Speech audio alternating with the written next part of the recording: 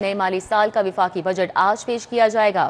وفاقی کابینہ کے اجلاس میں بجٹ تجاویز کی منظوری لی جائے گی۔ قومی اسمبلی میں بجٹ شام 5 بجے پیش کیا جائے گا۔ وفاقی بجٹ کا حجم 17,500 ارب روپے سے زائد رکھنے کی تجویز دی گئی ہے۔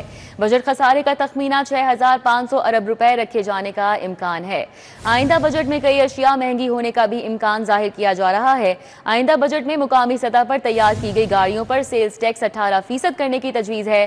بیکری مصنوعات، کھاد اور کیڑے مار ادویات پر بھی ٹیکس لگانے کی تجاویز دی گئی ہیں، جبکہ پراپرٹی سیکٹر پر عائد ایکسائز ڈیوٹی ختم کرنے کی بھی سفارش کی گئی ہے۔ نئے مالی سال کا وفاقی بجٹ آج پیش کیا جائے گا۔ وفاقی کابینہ کے اجلاس میں بجٹ تجاویز کی منظوری لی جائے گی۔ قومی اسمبلی میں بجٹ شام 5 بجے آج پیش کیا جائے گا اور وفاقی بجٹ کا حجم 17,500 ارب روپے سے زائد رکھنے کی تجویز ہے۔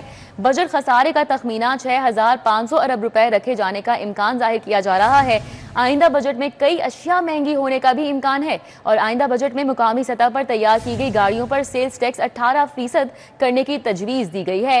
بیکری مصنوعات، کھاد اور کیڑے مار ادویات پر بھی ٹیکس لگانے کی تجاویز دی گئی ہیں، جبکہ پراپرٹی سیکٹر پر عائد ایکسائز ڈیوٹی ختم کرنے کی سفارش کی گئی۔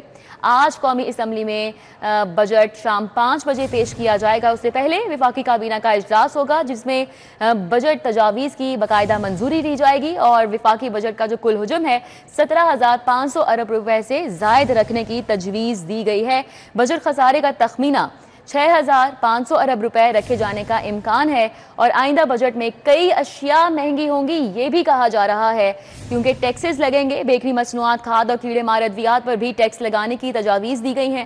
پراپرٹی سیکٹر پر عائد ایکسائز ڈیوٹی ختم کرنے کی بھی سفارش کی گئی ہے۔